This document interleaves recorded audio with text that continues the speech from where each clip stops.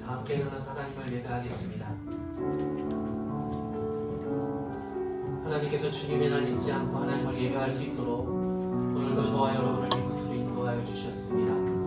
우리의 마음과 뜻과 정성을 다해 하나님을 예배하시고 또 주어진 은혜로 한 주간 믿음의 사람으로 살아가시기를 축복합니다.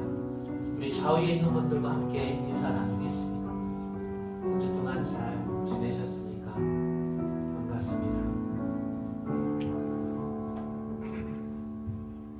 여기 우리를 예배로 초청하시는 하나님의 말씀이 있습니다. 시편 107편 21절과 22절 말씀, 우리 함께 봉독하며 예배로 나아갑니다. 여호와의 인자하심과 우리에게 행하신 일로 말미암아 주를 찬송할지라.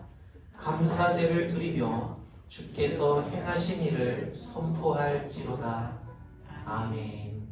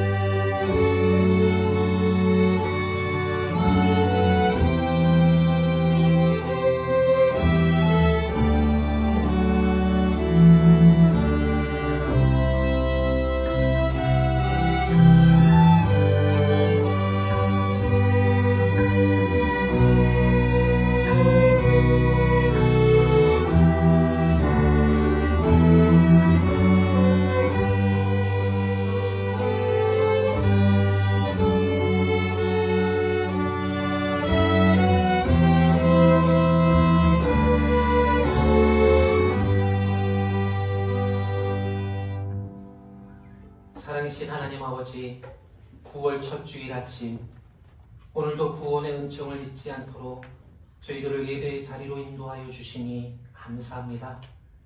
감히 하나님 앞에 설 수 없는 우리들이지만 예수님의 십자가의 공로 의지하여 지극히 높고 위대하신 하나님을 이 시간 영과 진리로 예배합니다.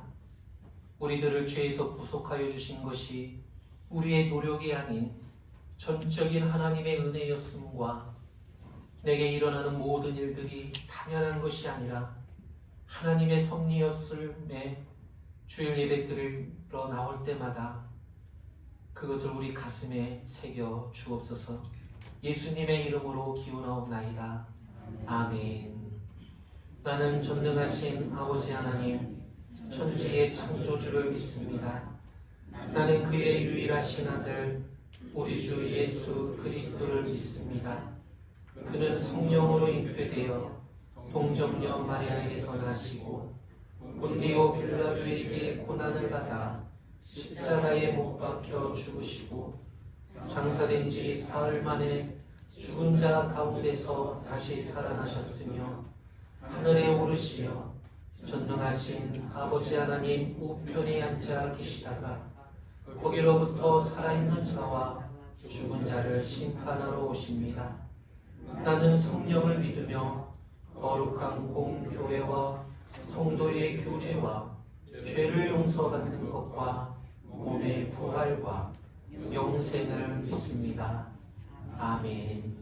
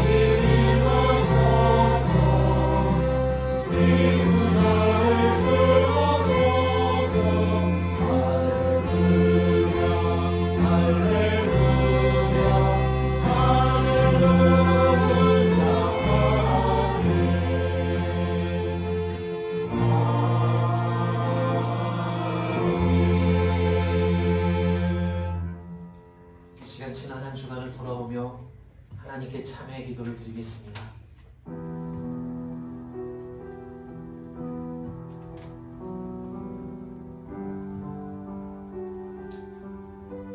저희들을 사랑하신 하나님 아버지, 이 시간 한 주간 살아온 삶을 돌아보며 용서의 하나님께 참회의 기도를 드립니다.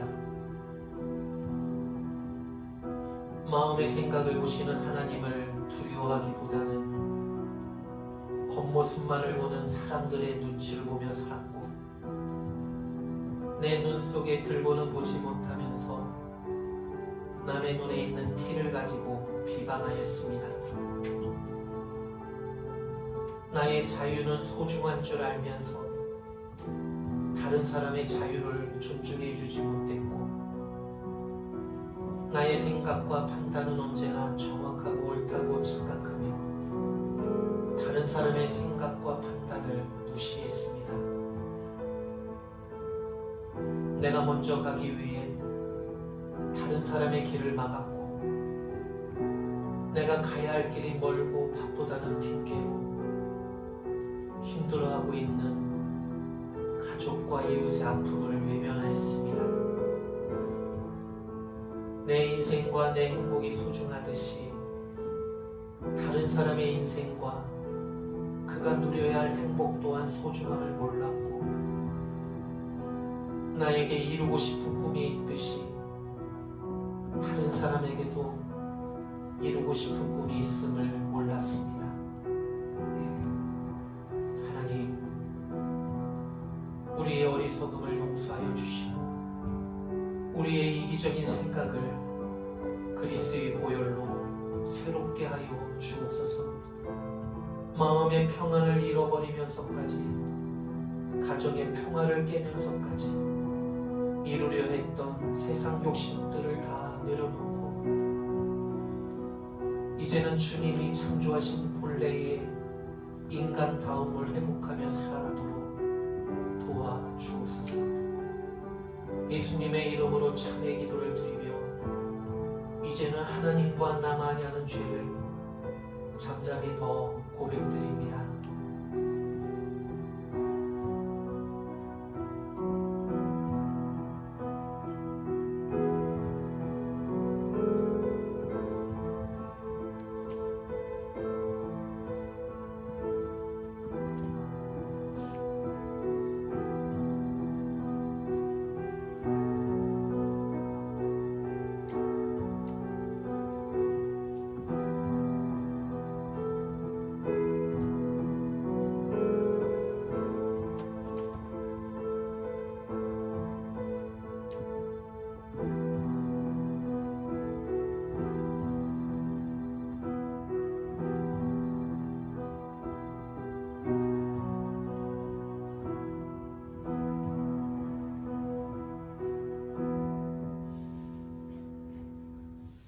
하나님께서는 진정으로 참여하는 심령들에게 주시는 용서의 말씀이 있습니다.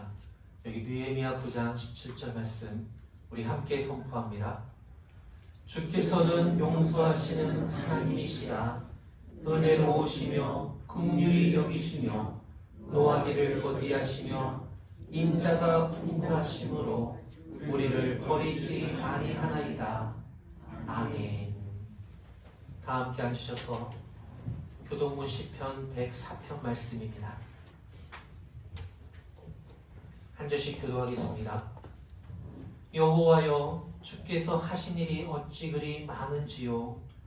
지혜로 그들을 다 지으셨으니 주께서 지으신 것들이 땅에 가득하나이다. 거기에는 크고 넓은 바다가 있고 그 속에는 생물, 곧 크고 작은 동물들이 무수하나이다. 주께서 지으신 것들이 그 속에서 노나이다. 주께서 그들에게 때를 따라 먹을 것을 주시나이다.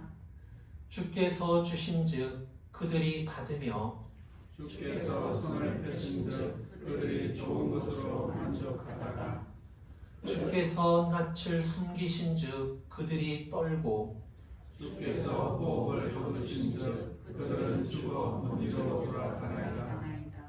주의 영을 보내어 온 지면을 새롭게 하시며 여호와의 영광이 영원히 계속할지니 내가 평생토록 여호와께 노래하며 내가 살아있는 동안 내 하나님을 찬양하리로다. 아멘. 찬송가 406장 찬양하겠습니다.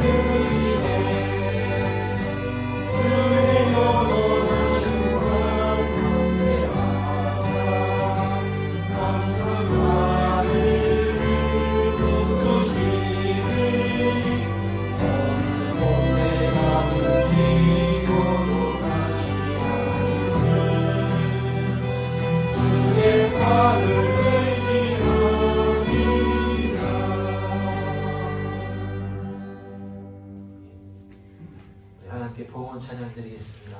메마른 뼈들의 생기를 내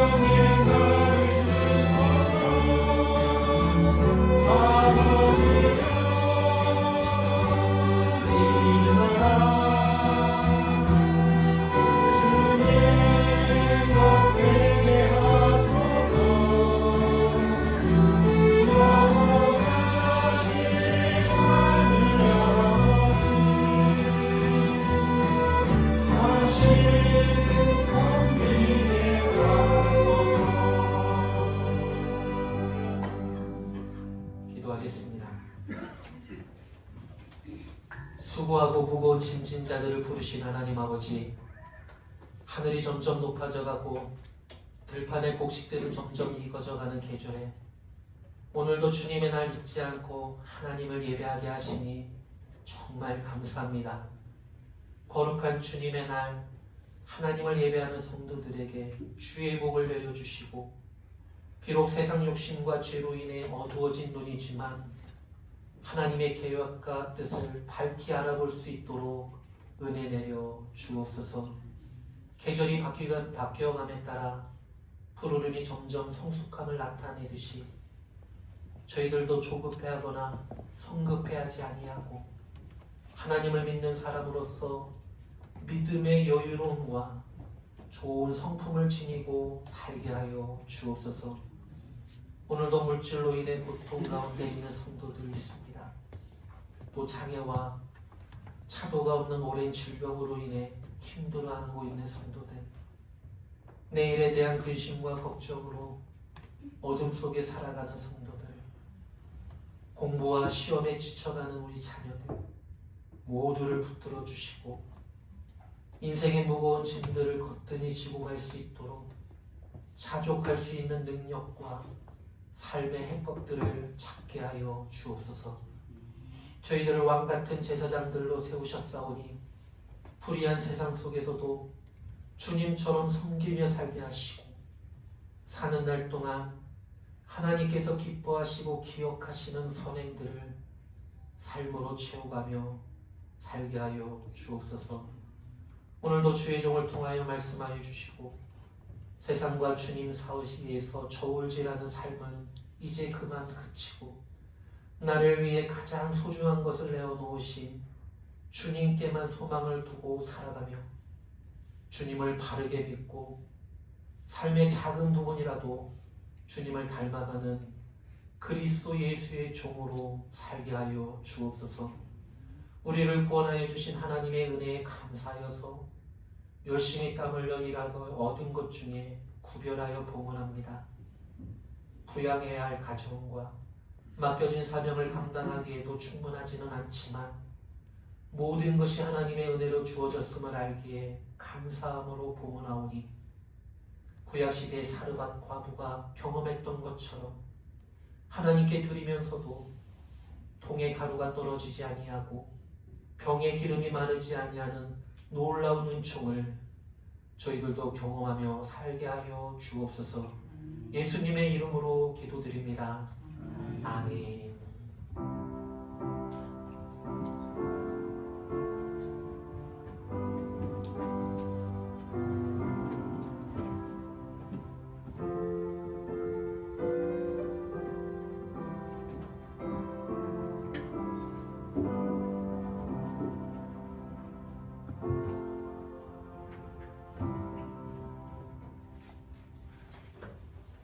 오늘 우리 주신 하나님의 말씀은 빌립보서 1장 1절과 2절 말씀입니다.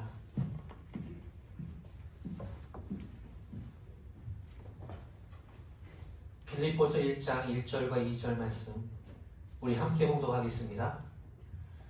그리스도 예수의 종 바울과 디모데는 그리스도 예수 안에서 빌립보에 사는 모든 성도와 또한 감독들과 집사들에게 편지하노니 하나님 우리 아버지와 주 예수 그리스도로부터 은혜와 평강이 너희에게 있을지어다. 우리 다시 한번 있습니다.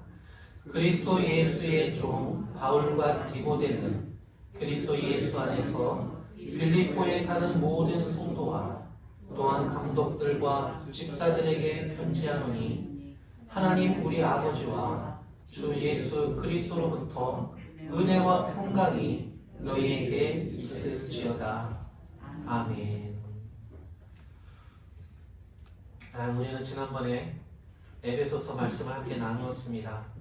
에베소서에는 교회에 대한 주제가 담겨 있습니다. 사도 바울은 에베소 교회가 어떻게 바르게 서기를 원하는지, 어떻게 하나님의 교회로 세워져 가길 원하는지 조목조목 잘 기록하여서 편지로 보냈죠. 교회가 무엇인가에 대해 말씀하면서 너희가 은혜로 말미암아 구원을 받았으니 구원받은 자답게 합당하게 살라고 먼저 권면하였습니다. 교회는 눈에 보이는 건물이 아닙니다. 예수 그리스도를 통해서 구원받은 우리 한 사람 한 사람이 바로 교회죠. 여러분이 세상에서 구원받은 자로 합당하게 살아갈 때 세상은 여러분을 통해서 하나님을 볼 수 있게 될 것입니다. 또한 에베소서는 공동체로서의 교회를 말씀하고 있습니다. 성도들이 함께 모여 예배하는 공동체가 교회라는 것이죠. 몸도 하나요, 성령도 하나요, 믿음도 하나요. 우리가 한 하나님을 모시고 살아가기 때문에 그리스도 안에서 한 형제 자매라는 것이죠. 여러분, 부부도 하나가 되기가 어려운데 어찌 여러 성도들이 하나의 공동체를 이루며 살아갈 수 있을까요? 삼형제가 있어도 여러분 마음이 다 제각각 다릅니다. 그런데 어찌 많은 성도들이 한 마음 한 뜻으로 신앙생활 해 나갈 수 있을까요? 우리는 본래 한 마음이 될 수 있는 존재가 아닙니다. 우리는 본래 다른 사람의 입장에서 이해하고 다른 사람을 먼저 배려하고 다른 사람을 섬기며 사랑하며 살아갈 수 있는 여러분 그런 존재가 아닙니다. 나 이외에는 모두가 다 귀찮고 피곤한 존재로 여기는 여러분 그런 이기적인 사람들이 바로 우리들입니다. 그러니 교회가 한 마음이 되어 함께 신앙생활 한다는 것은 불가능합니다. 에베소서와 우리는 선을 생각하고 선을 행할 능력이 없는 그런 사람들이었습니다. 그런 나 자신의 본래 모습을 여러분 인정하는 것, 그것이 신앙생활에서 참으로 중요합니다. 우리는 절대 괜찮은 사람들이 아닙니다. 죄와 허물이 많은 사람들이고 이기적인 사람들이죠. 그러나 자신의 본래 모습을 인정하는 것부터 신앙생활은 출발하게 되어 있습니다. 이제 조금씩 바꿔가면 됩니다. 전에는 늘 생각하는 것이 악한 생각뿐이었지만 이제는 선한 것도 가끔 생각하고, 전에는 나 위에는 다 귀찮고 피곤한 존재로 여겼지만 이제는 함께 그리스도의 장성한 분량을 향해 함께 쥐어져가는 그런 사람이라는 것을 우리는 잊지 않고 살아야 합니다. 이제는 내 입장에서만 생각해서는 안 되고요. 다른 사람의 입장에서도 생각할 줄 알아야 하고, 여러분 이해할 수 있어야죠. 이해하지 못하면 오해하게 됩니다. 도저히 용서할 수 없는 사람도 여러분 친근히 여겨보고 또 그들을 사랑의 눈으로 바라보면 다 이해할 수 있게 될 것입니다. 그럴 때 교회가 건강하고 또 행복한 공동체가 될 것입니다. 교회가 작다고 스스로 하찮게 여기지 마시고 그 어느 교회보다도 건강한 공동체가 되고 행복한 신앙생활이 되도록 함께 노력해 주시기를 부탁드립니다. 오늘부터 에베소서 이어서 빌립보서 말씀을 함께 나누겠습니다. 바울은 로마 감옥에 있을 때 4편의 편지를 썼습니다. 스크린 보여주실래요? 바울은 로마 감옥에 있을 때 썼던 편지들을 그래서 옥중서신이라고 합니다. 에베소서, 빌립보서, 골로새서, 빌레몬서가 여기에 해당합니다. 빌레몬서는 빌레몬이라는 사람에게 보낸 서신서고요. 에베소와 골로새는 소아시아 지역에 있고 빌립보는 유럽, 마게도냐 지역에 있습니다. 에베소서와 골로새서는 교리적인 내용을 담고 있는 반면에 빌립보서는 실제적인 삶의 주제들을 다루고 있습니다. 우리가 빌립보서를 잘 이해하기 위해서는 빌립보라는 도시와 빌립보 교회에 대해서 먼저 알아야 합니다. 빌립보는 지금의 그리스도 북부 지역에 있었던 고대 도시입니다.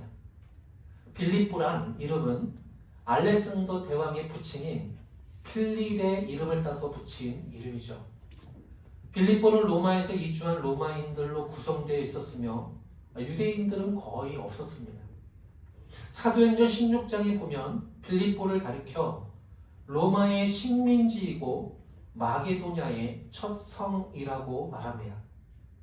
바울은 2차 선교 여행 중에 빌립보를 처음 방문했습니다. 그때 루디아와 그의 가족, 그리고 로마의 간수장과 그의 가족이 예수님을 믿고 세례를 받았죠. 이 사람들로 말미암아 시작된 교회가 빌립보 교회입니다. 유럽 땅에 최초로 세워진 순수 이방인 교회죠. 바울이 2차 선교 여행 말미에 동역자였던 누가를 그곳에 남겨두고 교회를 돌보도록 했습니다. 그리고 3차 선교 여행 중에 바울이 다시 빌립보를 방문하게 되죠. 빌립보 교인들의 성향은 의리가 있고 선의가 있고 사랑이 많은 사람들이었습니다. 한 번 바울과 맺은 인연을 끊지 않고 끝까지 이어갔던 사람들이었죠. 그들은 바울의 전도를 돕기 위해 많은 헌금으로 도왔습니다. 바울이 로마 감옥에 갇혀 있을 때도 모금을 해서 보냈죠. 그런데 물질만 보낸 것이 아니라 에바브로디도와 같은 귀한 인물을 보내서 바울을 섬기도록 했습니다. 바울은 빌립보 성도들에 대한 고마움을 평생 잊을 수가 없었습니다. 그래서 그 고마운 마음을 전하고 격려하기 위해서 보낸 편지, 그것이 바로 빌립보서입니다.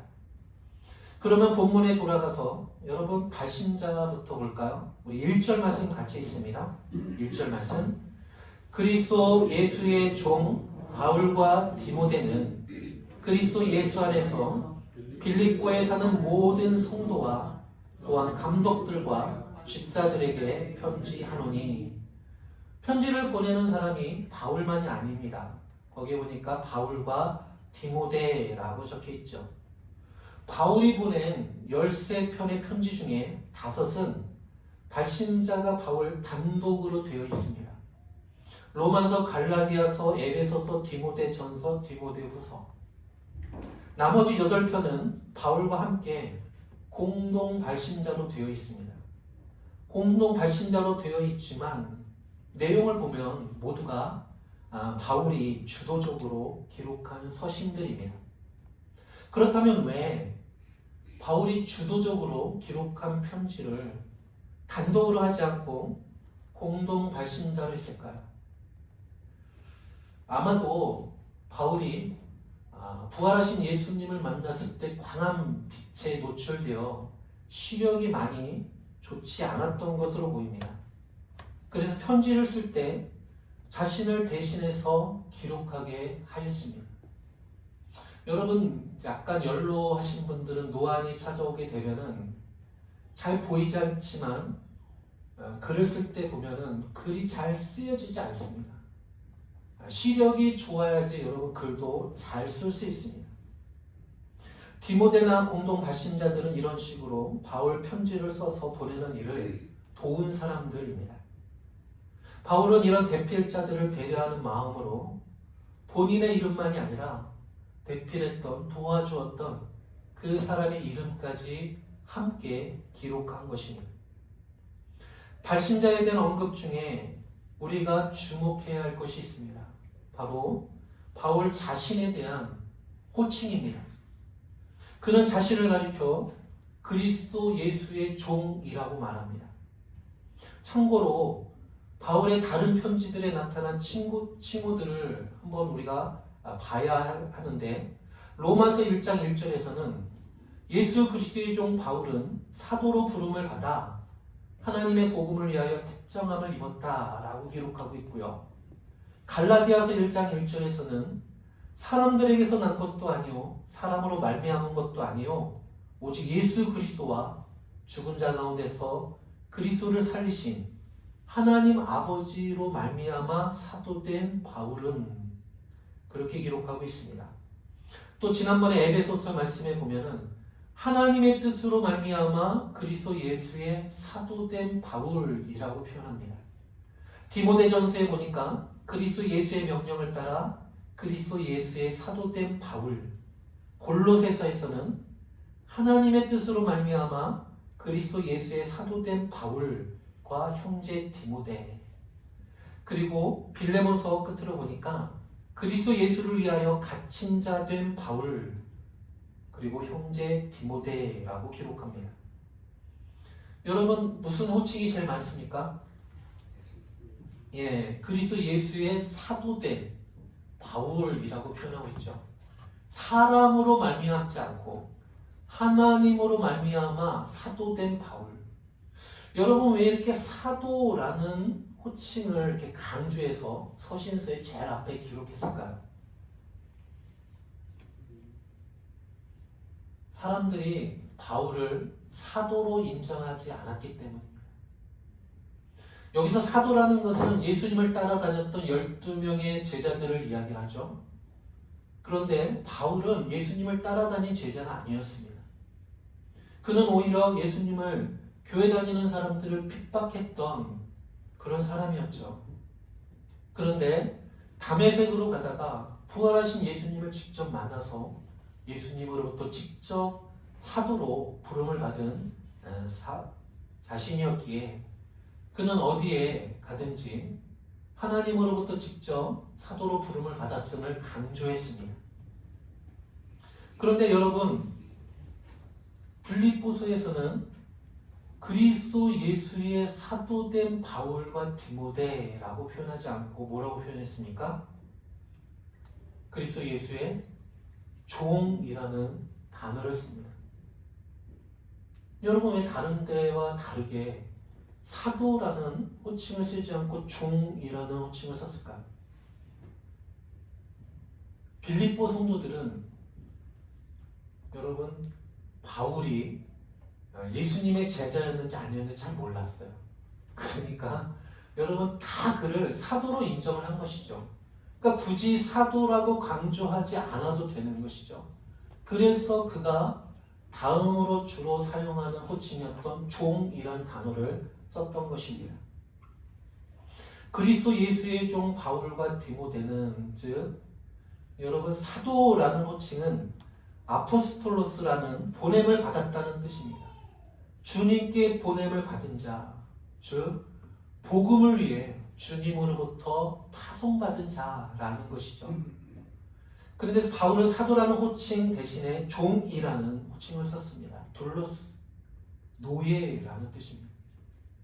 바울은 빌립보 교회에 보내는 편지에 굳이 사도라는 호칭을 쓰지 않아도 되었던 것이죠. 종이라는 칭호는 자신이 누구인지를 위해, 누구를 위해 일하고 있는지, 누구의 명령을 따르고 있는지, 또 누구에게 매인 사람인지를 말하는 것입니다. 바울은 그리스도 예수의 종이라고 합니다. 바로 그리스도 예수의 매인 사람이었고, 그리스도 예수의 명령을 받는 사람이고, 그리스도 예수를 위해서 일하는 사람이라는 것입니다. 주님의 명령에 절대 복종하고, 주님이 가라고 하면 가고, 주님이 멈추라고 하면 가던 길도 멈추는, 여러분, 그런 주님의 종이었다는 거예요.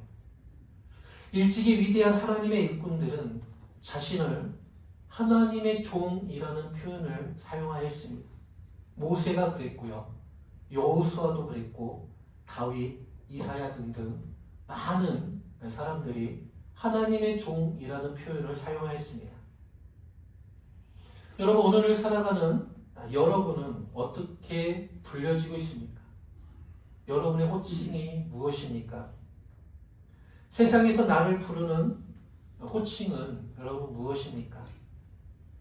나의 이름을 아는 사람들은 그냥 준호야, 주명아, 지영아, 소영아, 하랑아, 은영아 이렇게 알고 부르지만, 여러분, 나의 이름을 모르는 사람들은 그냥 학생이라고 부르죠. 학생.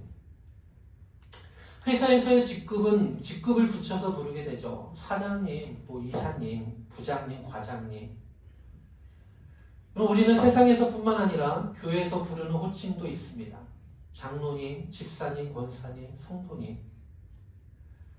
저는 교회에서 목사님이라고 불려지고 있습니다.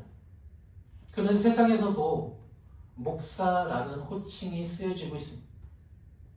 그들은 하나의 직업으로서의 목사라는 호칭을 사용하는 것이죠. 그런데 저를 부르는 호칭이 하나 더 늘어났습니다. 젊은 친구들이랑 같이 운동할 때 그들이 저를 부르는 호칭이 있습니다. 요 근래 2번이나 들었는데, 여러분, 젊은 친구들이 저를 부르는 호칭이 무엇인지 아십니까? 어르신.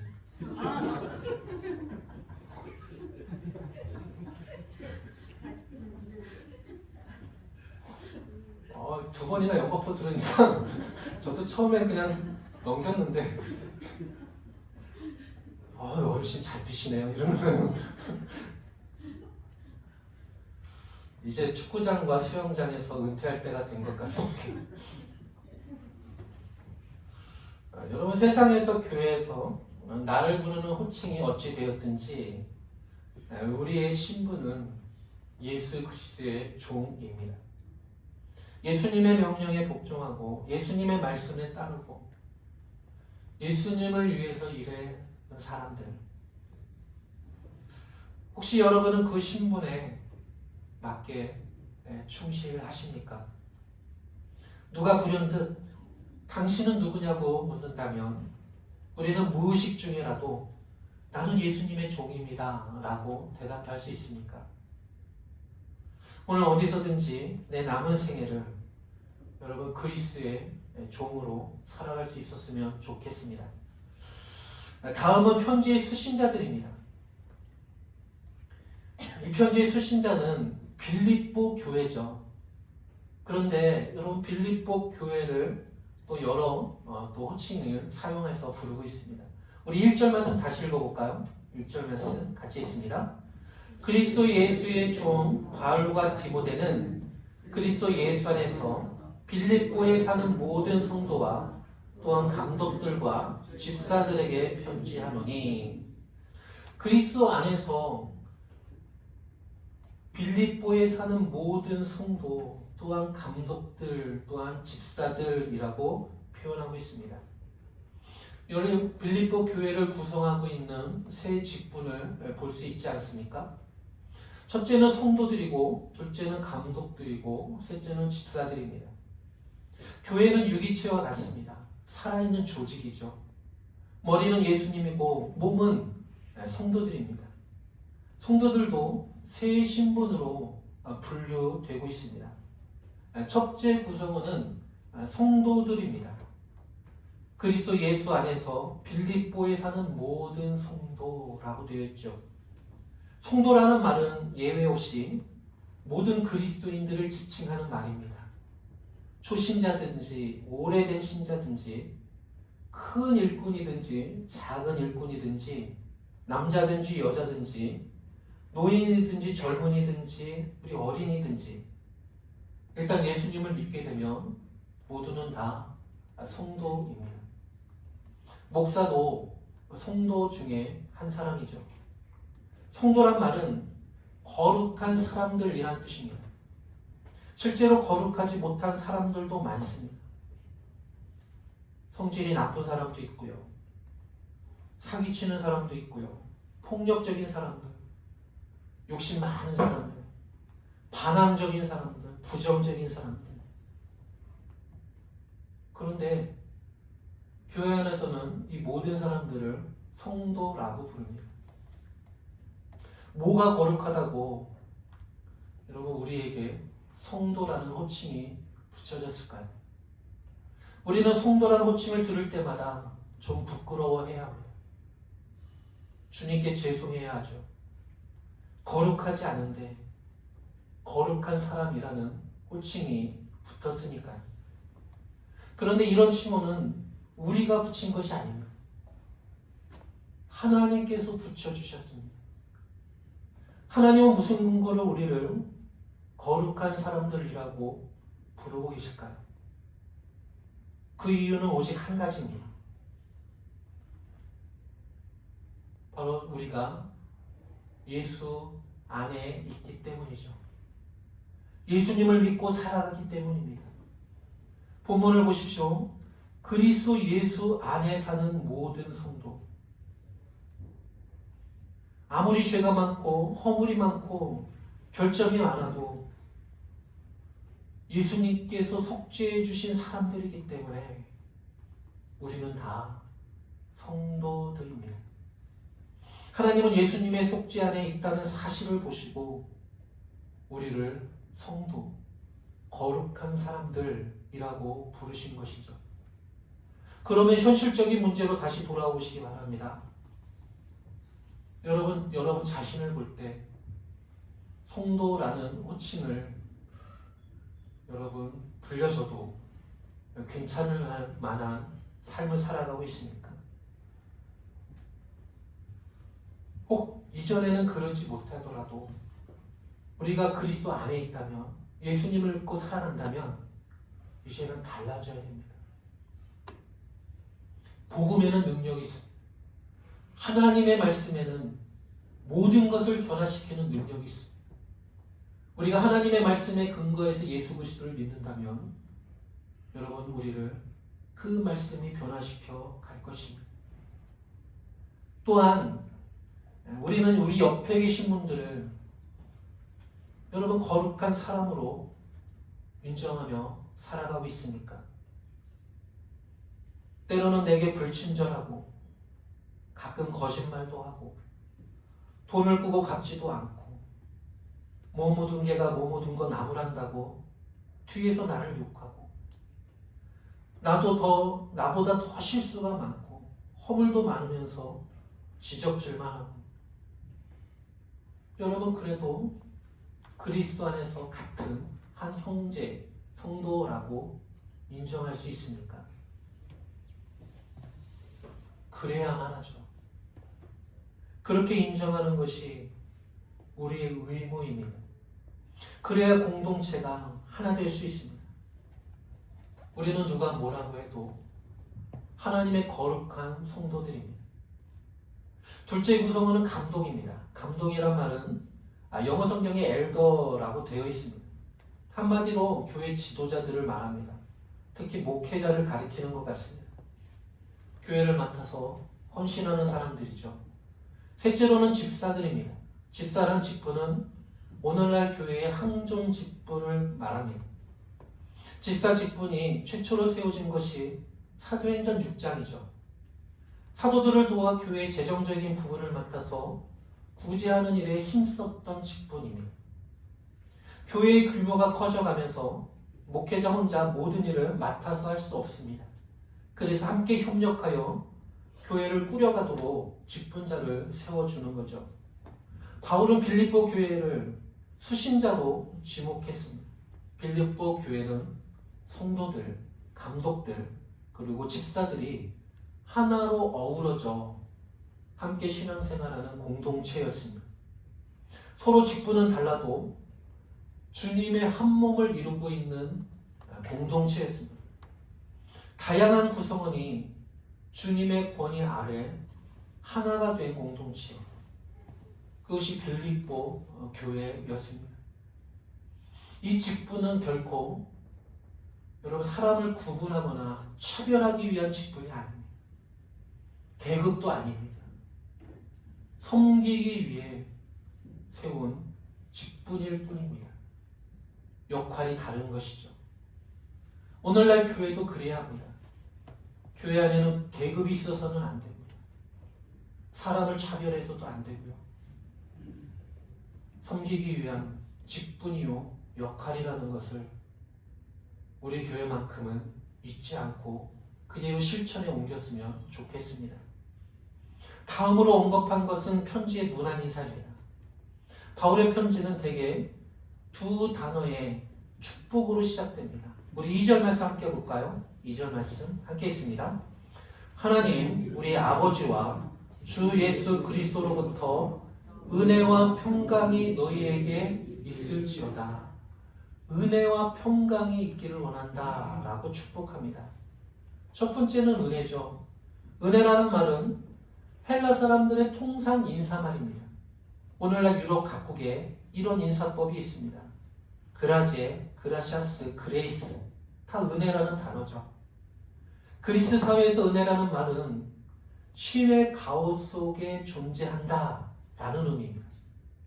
이런 헬라적인 인사법이 교회 인사법이 된 것은 그 의미가 같기 때문입니다.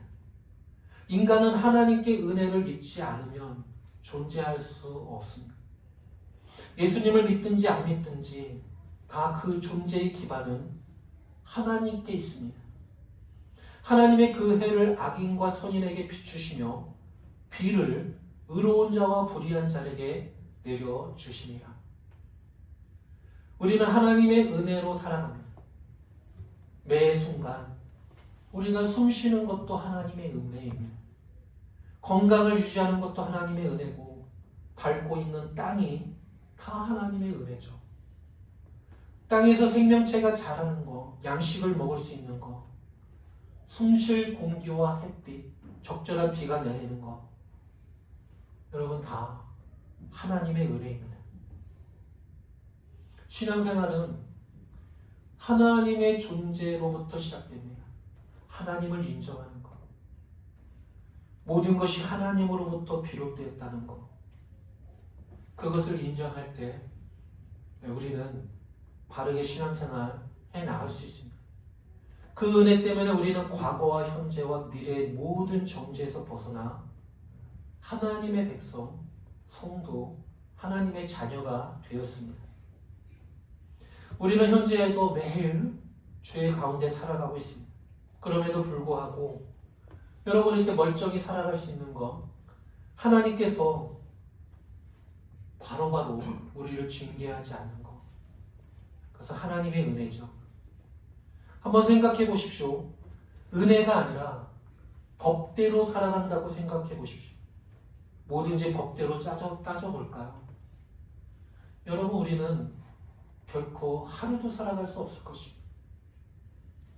하나님의 법대로 저와 여러분에게 하나님께서 심판하시고 징계하신다면 여러분 하루라도 살아갈 수 있는 사람이 어디 있겠습니까? 그러나 우리는 법 아래에 있지 않냐고 은혜 아래에 있습니다. 그것이 얼마나 큰 축복입니까?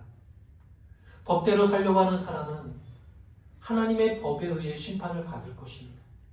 그러나 하나님의 은혜로 살아가는 사람들은 하나님의 은혜로운 대접을 받게 될 것입니다. 둘째로는 평강입니다. 평강은 유대인의 인사법이죠. 우리나라도 그런 인사법이 있지 않습니까? 안녕하세요. 여러분, 평안이라는 것은, 평안은 모든 사람들의 소원이죠. 난 단 하루를 살아도 평안하게 살고 싶다라고 말하는 사람들이 많습니다. 평안은 모든 사람들의 궁극적인 소원입니다. 주님은 부활하신 직후에 두려움에 떨고 있는 제자들을 향해 너희에게 평안할지어다 라고 말씀하십니다. 너희에게 평안이 있을지어다. 여러분, 세상은 너무도 두려워해야 할 것이 많습니다. 그러나 하나님이 우리와 함께 하신다면 우리는 그 두려움 속에서도 평안을 찾을 수 있습니다. 여러분, 우리가 하나님 앞에 나와서 받을 최고의 축복이 무엇입니까? 돈입니까? 요즘 사람들은 도대체 돈이 아니면 반응이 없죠. 교회에서도 재물의 축복을 받아야, 여러분, 그렇게 축복을 선언해야 아멘의 소리가 커집니다. 물질적인 복이 따라오지 않으면 우리는 아무런 의미가 없는 것처럼 살아가고 있습니다. 그러나 하나님이 우리에게 주신 최고의 축복은 은혜와 평강입니다. 이 은혜와 평강은 오직 주 예수 그리스도 안에 있을 때만 주어지는 것입니다. 그리스도 예수의 종으로 살아 하나님으로부터 주어지는 진정한 은혜와 평강을 누리며 살아가는 저와 여러분이 되기를 축복합니다. 기도하겠습니다. 하나님 아버지, 아무리 죄가 많고 허물이 많고 결점이 많아도 우리 모두는 예수님이 속죄해 주신 사람들이기에 성도라는 사실을 잊지 않게 하여 주옵소서. 서로 직분은 달라도 역할은 달라도 주님의 한 몸을 이룬 공동체로서 예수 그리스도의 종으로 살게 하여 주시고, 그래서 하나님으로부터 주어지는 은혜와 평강을 누리며 살게 하여 주옵소서. 예수님의 이름으로 기도드립니다. 아멘. 찬송가 405장 찬양하겠습니다.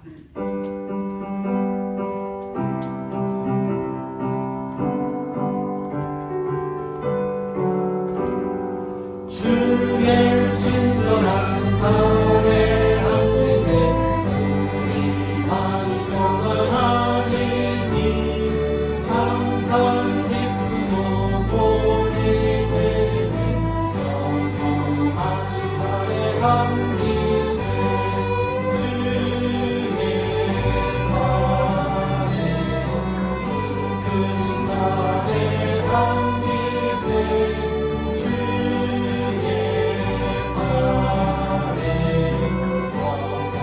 크신 날의 함께세 날이 갈수록 주의 사랑이 황교하게 비치고